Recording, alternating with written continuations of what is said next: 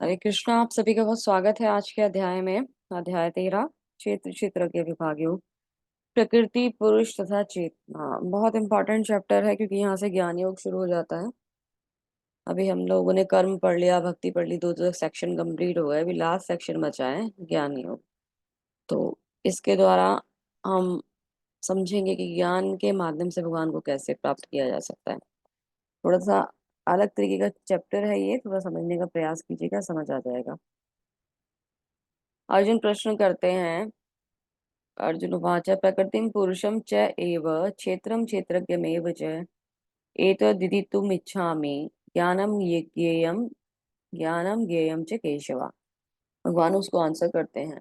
इदं शरीरं कौन्तेय क्षेत्रमित्य अधि अभिधीयते एतद्यो वेति तं प्राहु क्षेत्रज्ञम् इति वदिति। अर्जुन ने कहा, हे कृष्ण, मैं प्रकृति एवं पुरुष, क्षेत्र तथा क्षेत्र के ज्ञान तथा ज्ञेय के विषय में जानने का इच्छुक हूँ। 6 चीजें अर्जुन जानना चाहता है इस चैप्टर में, और यही डिस्कस होंगी। 6 पॉइंट हैं। प्रकृति क्या है, पुरुष क्या है, क्षेत्र क्या है, क्षेत्रज्ञ क्या है, ज्ञान क्या है और ज्ञेय क्या है। भगवान ने कहा, हे कुंती पुत्र, ये शरीर क्षेत्र कहलाता है और इसे जानने वाला क्षेत्रज्ञ कहलाता है। तो क्षेत्र कौन है? ये शरीर। और उसे जानने वाला कौन है? क्षेत्रज्ञ। तो 6 सवाल। प्रकृति क्या है? अर्जुन का पहला क्वेश्चन था प्रकृति क्या है। तो प्रकृति क्या है? मैटीरियल प्रकृति, मैटेरियल जगत, जिस जगत में हम रहते हैं, चारों तरफ जो भी कुछ दिखाई देता है भौतिक प्रकृति कहलाती है। पुरुष क्या है? जो आनंद भोगता है। किसका आनंद भोगता है? प्रकृति का। ठीक है। तो प्रकृति का आनंद भोगने वाला कौन है? वो पुरुष कहलाता है। क्षेत्र क्या है? क्षेत्र को हमारा तन कहा जाता है, क्योंकि तन से हम सभी प्रकार के कार्य करते हैं, है ना, जो हमें अलग अलग प्रकार से बंधन देते हैं। तो वो क्या होता है? उसे क्षेत्र कहा जाता है। सारा सब कुछ जो होता है, जो भी हमारे आगे के कर्म होंगे, सब कुछ होगा, वो सब बन कहाँ रहे हैं? किसके द्वारा बन रहे हैं? इस शरीर के द्वारा बन रहे हैं। क्षेत्रज्ञ जो ये जानता है कि वह शरीर में आत्मा, वो शरीर जो ये जानता, जो ज्ञाता है कि वह शरीर में आत्मा, सभी निकायों को जानता है। मतलब बेसिकली जो ये बात जानता है कि मैं ये शरीर नहीं हूँ, ये शरीर अलग है और मैं अलग हूँ। जो इस बात को जानता है कि जो शरीर है इसके द्वारा सारे कार्य किए जा रहे हैं, वो क्षेत्रज्ञ कहलाता है। ज्ञान और ज्ञानम क्या है? क्षेत्र और क्षेत्रज्ञ को समझना। ये बात समझ जाना कि ये जो क्षेत्र है, यानी जो तन है, और इसके अंदर बैठी हुई आत्मा, दोनों अलग अलग है। इस बात की जब हमें एक तरीके से सेंस आ जाती है तो उसे ज्ञान कहा जाता है। ज्ञान का लक्ष्य क्या है? भगवान की प्राप्ति करना। ठीक है। तो ये 6 क्वेश्चंस पे ही चैप्टर चलेगा आज।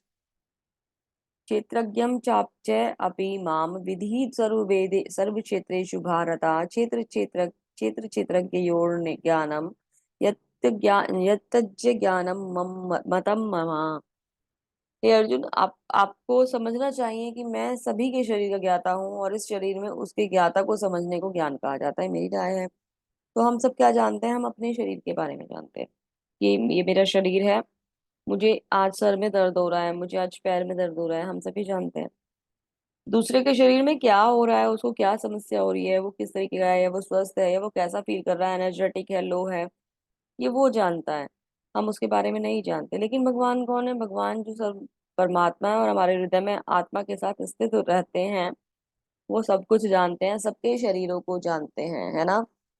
तो वो सबके शरीरों को जानने वाले हैं। कैसे जानते हैं सबके शरीरों को? जैसे जब एक राजा होता है ना, तो एक व्यक्ति का खेत होता है, वो उसमें खेती कर रहा होता है, तो उसे पता होता है कि उसने कौन सी फसल लगाई है, फसल में किस प्रकार की प्रोग्रेस चल रही है, बीज सही था या नहीं था, पानी देने का टाइम हो गया, कटाई का टाइम हो गया, क्या हो गया, वो सब कुछ जानता है अपनी फसल के बारे में। पर जो राजा होता है ना वहाँ का, या जो गवर्नमेंट होती है, वो जानते हैं कि हमारे कितने एरिया में क्या क्या, कौन कौन सी फसल बोई जाती है। राजा को पता है कि मेरे क्षेत्र में कितने किसान आराम से अच्छे से फसल कर रहे हैं, कौन कौन परेशान है, किसकी क्या दिक्कतें हैं। तो राजा सब जानता है। तो इस प्रकार से हम जो है केवल अपने शरीर के बारे में जानते हैं, और भगवान हम सबके शरीर के बारे में जानते हैं।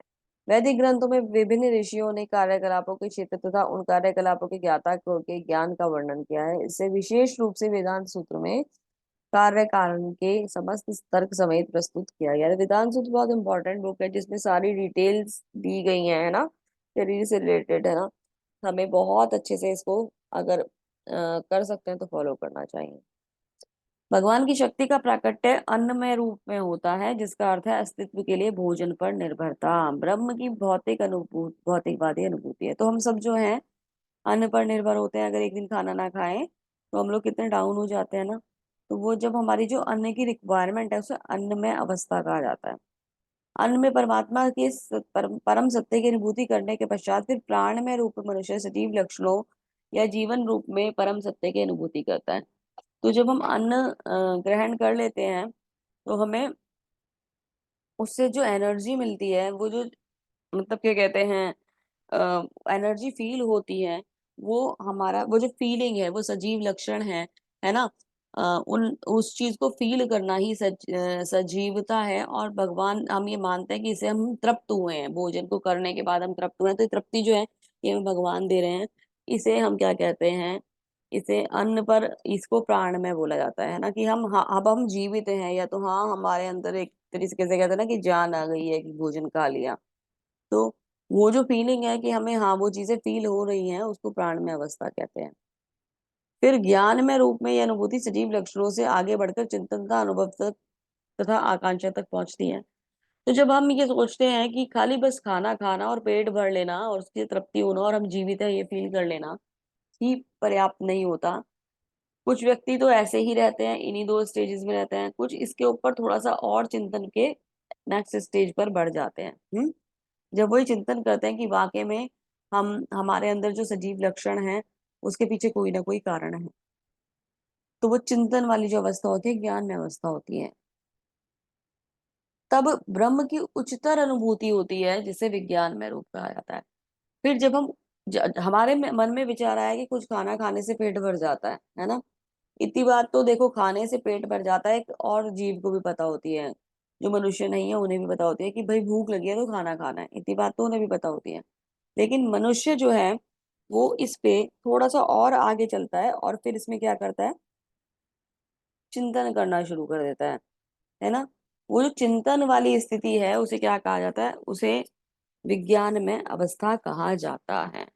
उसके पश्चात परम अवस्था आती है जो आनंद में अवस्था है, अर्थात सर्व आनंद की प्रकृति की अनुभूति है, जिससे, इसी प्रकार से ब्रह्म की अनुभूति की पांच अवस्थाएं जिसे ब्रह्म पुंज कहा जाता है।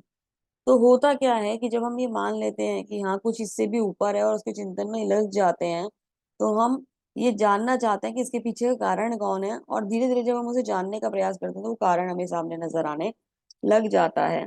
ठीक है, और जब वो कारण हमें मिल जाता है तो हम उसके संग आनंद की प्राप्ति करते हैं, वो भी हमारी आनंदमय अवस्था कहलाती है।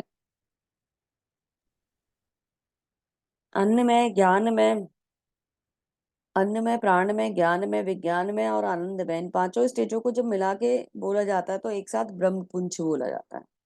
कि एक जीव अपनी अलग अलग, उसकी जो चेतना की स्थिति है का जो स्तर है अलग अलग अवस्थाओं पे होता है। तो ये सब मिलके पांच अवस्था जो बनती है ब्रह्म पुंज कहलाती है। अन्न में, फिर प्राण में, फिर ज्ञान में, फिर विज्ञान में और फिर आनंद में। पंच महाभूत अहंकार बुद्धि अव्यक्त, तीनों गुणों की जो प्रकट अवस्था होती है उसे व्यक्त कहा जाता है। दसों इंद्रियां, मन, इंद्रियों के विषय, इच्छा, द्वेष, सुख दुख, संघात, जीवन के लक्षण तथा धैर्य, इन सबको संक्षेप में कर्म का क्षेत्र तथा उसकी अंत क्रियाएं विकार कहा जाता है।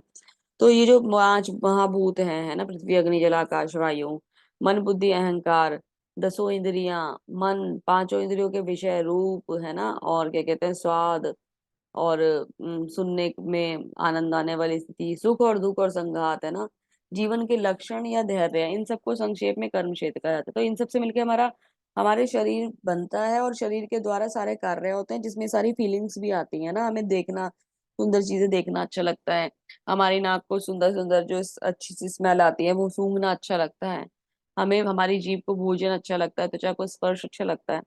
तो ये सारे जो चीजें हैं ये हमारे शरीर के द्वारा करी जाती हैं, है ना। और इन सब से मिलकर हमारा शरीर बनता है, पांच भूतों से और तीन मन बुद्धि अहंकार से मिलकर हमारा शरीर बनता है।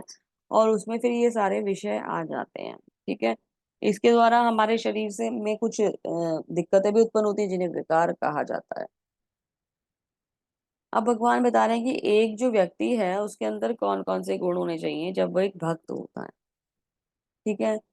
तो भगवान बता रहे हैं, विनम्रता, दमहीनता, अहिंसा, सहिष्णुता, सरलता, प्रामाणिक गुरु के पास जाना, पवित्रता, स्थिरता, आत्मसंयम, इंद्रिय तृप्ति के विषयों का परित्याग, अहंकार का अभाव, जन्म मृत्यु वृद्धावस्था तथा रोग के दोषों की अनुभूति, वैराग्य, संतान, स्त्री, घर आदि, घर तथा अन्य वस्तुओं से ममता से मुक्ति, अच्छी तथा बुरी घटनाओं के प्रति संभाव, मेरे प्रति निरंतर अनन्य भक्ति, एकांत स्थान में रहने की इच्छा, जन समूह से विलगाव, आत्म साक्षात्कार की महत्ता को स्वीकार करना तथा परम सत्य की दार्शनिक खोज, इन सबको मैं ज्ञान घोषित करता हूँ। तो भगवान कह रहे हैं ये जो चीजें हैं इनको मैं ज्ञान बताता हूँ, इसके अलावा जो भी कुछ है वो सब अज्ञान है।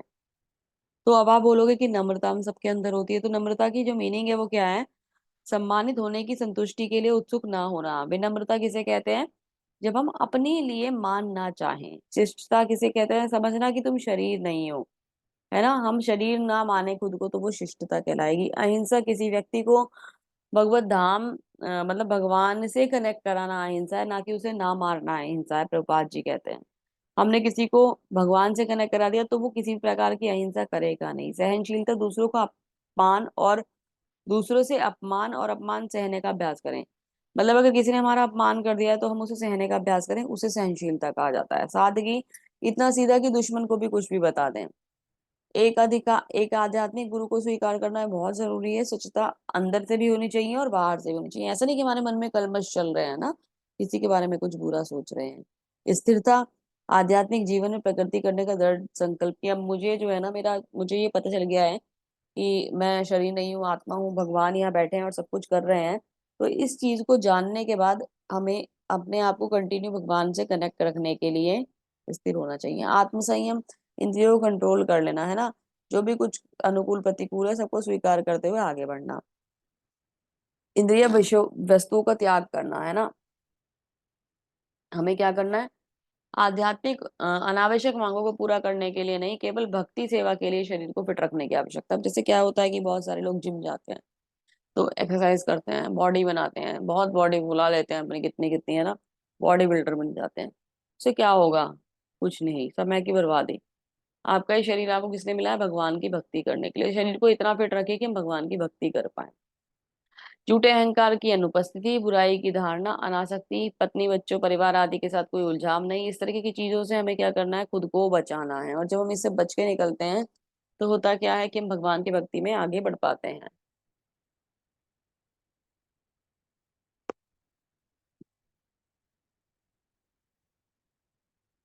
अब आप बोलोगे कि पत्नी परिवार और बच्चों को छोड़ दिया जाए, नहीं, ऐसा नहीं है। उनके साथ रहो, सारे कर्तव्य पूरे करो, पर अनासक्त हो जाओ, आसक्ति मत रखो। जब मैं तुम्हें गे के विषय में बताऊंगा जिस अब मैं तुम्हें गे के विषय में बताऊंगा जिसे जानकर तुम नित्य ब्रह्म का आस्वादन कर सकोगे।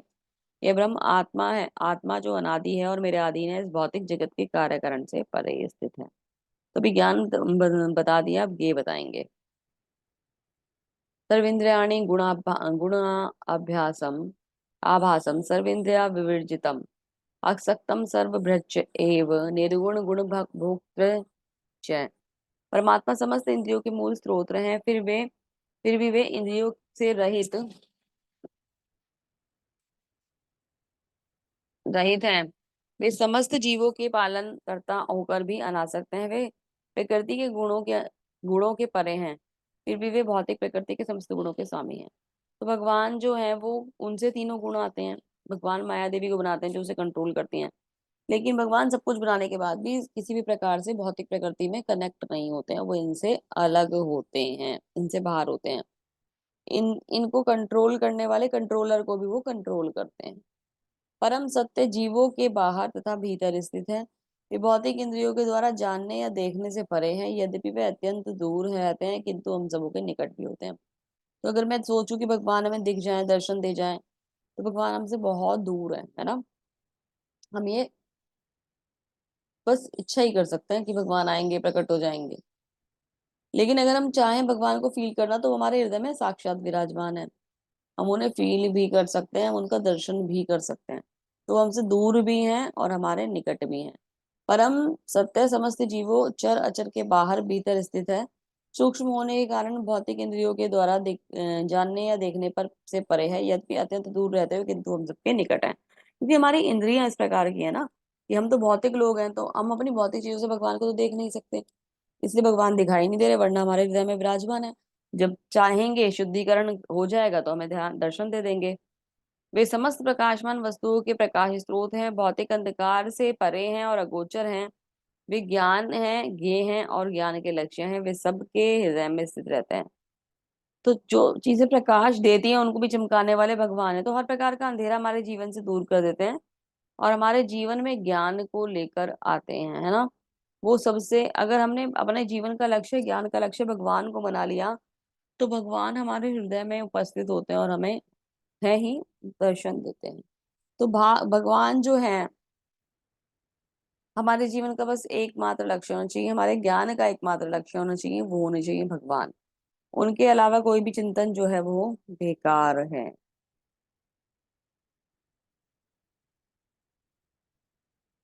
इस प्रकार मैंने कर्म क्षेत्र, ज्ञान तथा ज्ञेय का संक्षेप वर्णन किया। मैं इसमें इससे केवल मेरे भक्ति ही पूरी तरह समझ सकते हैं और इस तरह मेरे स्वभाव को प्राप्त हो पाते हैं। तो भगवान जो बातें बता रहे हैं ना, हर एक की समझ में नहीं आएंगी, चैप्टर थोड़ा सा डिफरेंट टाइप का है।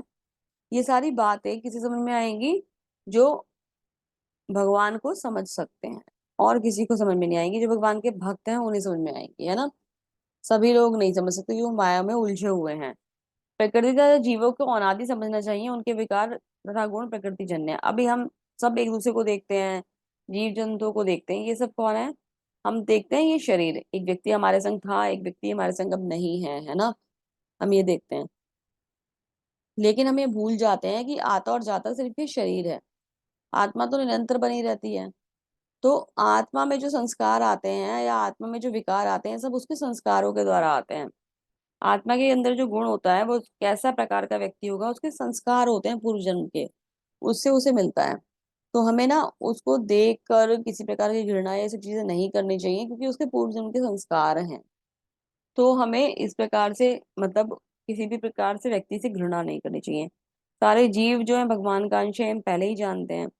तो सबके शरीर बदलते रहते हैं, योनि बदलती रहती है, लेकिन आत्मा वही रहती है। और उसमें उसके द्वारा उसके पिछले जन्म के संस्कार कैरी होते हैं और फिर आगे के व्यक्ति का स्वभाव बनता है। कार्य कारण कर्तव्य प्रत्येव हेतु प्रकृति रुच्यते। पुरुष सुख दुखानाम भोक्तृत्व हेतु रुच्यते। प्रकृति समस्त भौतिक कारणों का कारणों तथा कार्यों के हेतु कही जाती है और जीव इस संसार में विविध सुख दुख को भोग का कारण कहा जाता है। तो हम यहाँ सुख और दुख भोग रहे हैं क्योंकि हमारी इच्छाएं हैं उस प्रकार की। तो जैसा कार्य करेंगे वैसा शरीर हमें प्राप्त हो जाएगा। बहुत ज्यादा कुछ दिमाग लगाने की जरूरत ही नहीं होगी। अगर हम भोग कर रहे हैं तो भोग योनियां मिलती चली जाएंगी। पुरुष प्रकृति स्थो ही भूंगते प्रकृति जान गुणान कारण गुण संगस्यो सद असद योनि जन्मसु। तो आगे भगवान क्या कह रहे हैं, इस प्रकार जीव प्रकृति के तीनों गुणों का भोग करता है हुआ प्रकृति में ही जीवन बिताता है, यह उस प्रकृति के उसके साथ उसकी संगति के कारण है। इस तरह उसे उत्तम तथा अधम योनियां मिलती है। तो अब हमारा काम क्या है? अब हमारी इच्छा हो रही है कि बस आज तो बस खाना पीना करना, भगवान को भोग लगे ना लगे कोई फर्क नहीं पड़ रहा, छोड़ो। नींद ज्यादा आ रही है, आज मंगला आरती अटेंड नहीं करते हैं, छोड़ो। ठीक है, कहीं चले गए बाहर, हमने तो बाहर खाना खा लिया, भगवान रह गए भूखे, कोई बात नहीं, बैठे रहने दो। कर देंगे ना, अभी मंदिर की सफाई करनी है, हो जाएगी, आज करने का मन नहीं है, कल कर लेंगे। सब कुछ हम छोड़ते चले जाते हैं, अपनी इंद्रियों की जो चीजें हैं वो पूरी करते चले जाते हैं। तो हम क्या कर रहे हैं, हम भोग में लगे हुए हैं, भगवान को भूल रहे हैं। तो होगा क्या कि जैसे भोग हम करेंगे, अगले जन्म में हमें उसी प्रकार के भोग की जो हमारी इच्छा है वो मिले के अनुसार भगवान हमें शरीर दे देंगे और हम भोग योनि में पहुंच जाएंगे। उपदेष्टा हनुमंता चा भर्ता भोक्ता महेश्वरम परमात्मेति च आप्युक्तो देहिन अस्मिन पुरुषा परा। तो भी इस शरीर में एक दिव्य भोक्ता है जो ईश्वर है, परम स्वामी है और साक्षी है और अनुमति देने वाला है, के रूप में विद्यमान है, जो परमात्मा कहलाता है।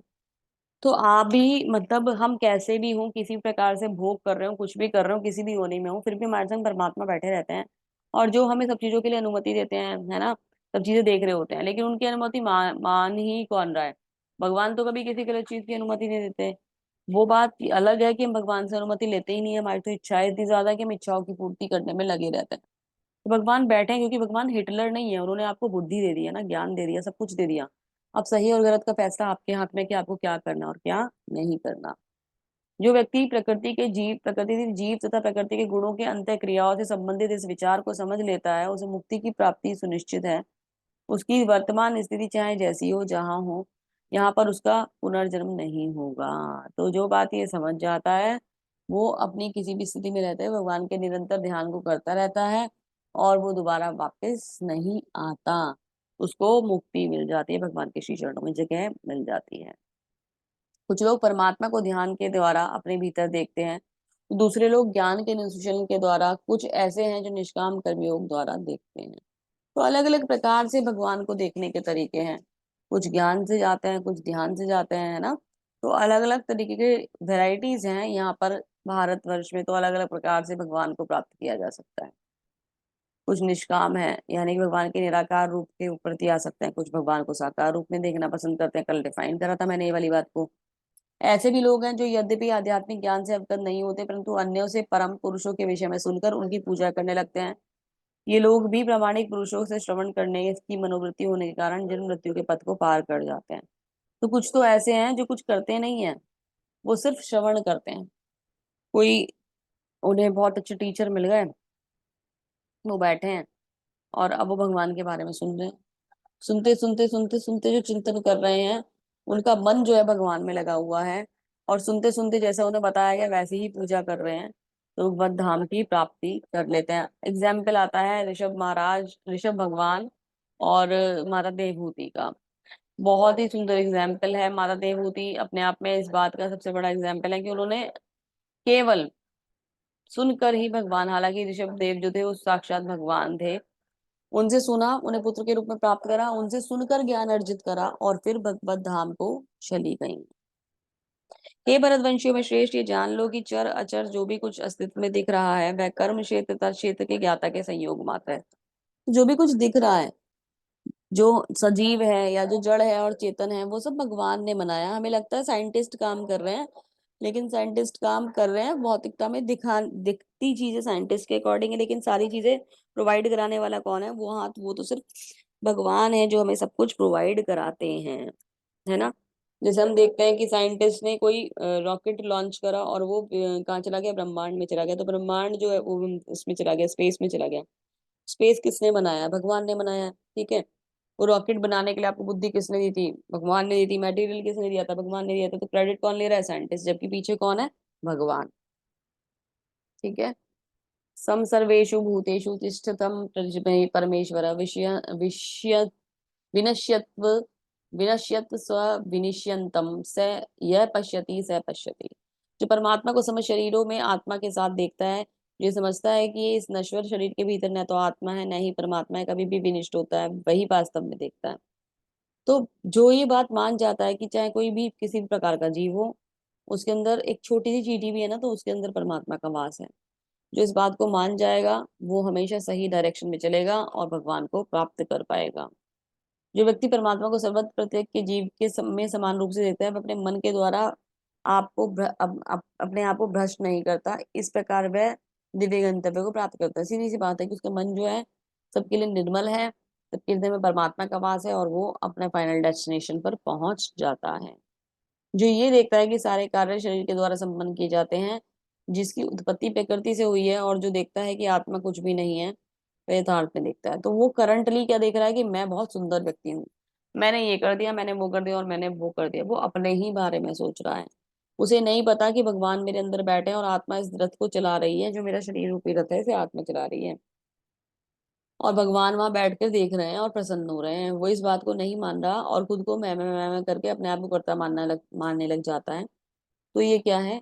ये केवल और केवल अहंकार है। और वो भूल जाता है कि मैं कुछ भी नहीं हूँ। यद्यपि आकाश सर्वव्यापी है, किंतु अपनी सूक्ष्म प्रकृति के कारण किसी वस्तु से लिप्त नहीं होता। इसी तरह ब्रह्म सृष्टि में भी स्थित आत्मा शरीर में स्थित रहते हुए भी शरीर से लिप्त नहीं होता। तो भगवान तो परमात्मा है, वो तो लिप्त होंगे नहीं। हमारी आत्मा भी शरीर में लिप्त नहीं होती। वो थोड़े टाइम के लिए शरीर में होती है, जब तक के लिए हमारी आयु है, जब तक के लिए हमें शरीर मिला है। फिर वहां से निकल जाती है। हरे कृष्णा।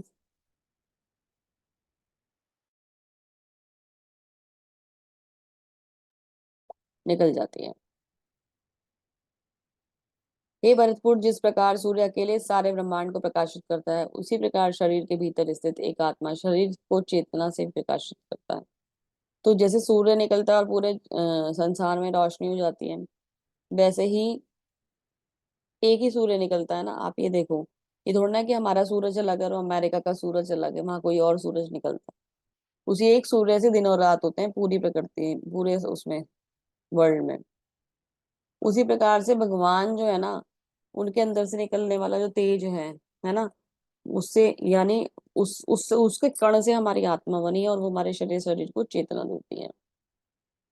जो लोग ज्ञान के चक्षुओं से शरीर के ज्ञाता के अंतर को देखते हैं, भव बंधन की मुक्ति की विधि को भी जानते हैं, उन्हें परम लक्ष्य प्राप्त होता है। तो अभी क्या है कि व्यक्ति जिसे ये ज्ञान हो गया कि आत्मा लगे परमात्मा लगे और हमें किस प्रकार से परमात्मा की संतुष्टि के लिए कार्य करना चाहिए, सब चीजों की विधि को जान गया है, वो वास्तव में सही ट्रैक पर आ रहा है और परम लक्ष्य को प्राप्त कर लेगा। इस 13वें अध्याय का तात्पर्य यह है कि मनुष्य को शरीर तथा शरीर के स्वामी तथा परमात्मा के अंतर को समझना चाहिए। 8 से 12 तक में वर्णित मुक्ति की विधि को जानना चाहिए, तभी वह परम गति को प्राप्त होगा। तो हमें मान जाए कि हम शरीर है और शरीर अलग होता है और आत्मा अलग होती है और परमात्मा सबसे ऊपर होते हैं, जो सबको कंट्रोल कर रहे होते हैं। ये मानना बहुत जरूरी है। श्रद्धालु को चाहिए कि सर्वप्रथम वह ईश्वर का श्रवण करने के लिए सत्संगति करे, धीरे धीरे प्रबुद्ध बने। यदि गुरु स्वीकार कर लिए जाएं तो पदार्थ तथा आत्मा के अंतर को समझा जा सकता है। वह अग्नि आत्म साक्षात्कार के लिए शुभ आरंभ बन जाता है। गुरु अनेक प्रकार के उपदेशों से अपने विषय को देहात्म बुद्धि से मुक्त होने की शिक्षा देते हैं। भगवत गीता में अर्जुन कृष्ण को भौतिक बातों से मुक्त करने के लिए शिक्षा देते हैं। मनुष्य तो ये समझ सकता है कि ये शरीर पदार्थ है और इन 24 तत्वों में विश्लेषित विश्लेषित किया जा सकता है।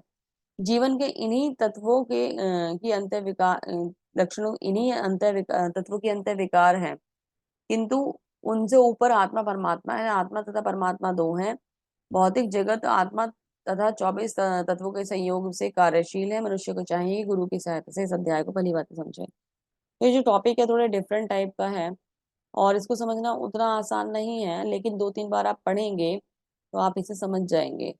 इसका मेन पॉइंट क्या है, हम शरीर हैं, नहीं सॉरी, हमारा जो शरीर है वो हमारी आत्मा से भिन्न है और परमात्मा हर चीज के साक्षी हैं, है ना। उनके द्वारा ही सब कुछ हो रहा है। तो ये इस का विषय है और इस बात को मानना बहुत ही आवश्यक है। और जितनी जल्दी मान लेंगे उतना ही जल्दी हम प्रगति की तरफ बढ़ पाएंगे। टेक्निकल टर्म्स कुछ इसमें आई हैं, धीरे धीरे समझेंगे उन्हें, 2-3 बार जब पढ़ेंगे तो समझ में आ जाएंगी। तो प्रभुपाद जी ने बहुत सुंदर तरीके से हमें इसे समझाया और मैंने प्रयास करा आप लोगों को समझाने का। चैप्टर को कंप्लीट करते हैं और मिलेंगे कल नए अध्याय में। तब तक के लिए आप सभी का बहुत बहुत धन्यवाद। हरे कृष्णा।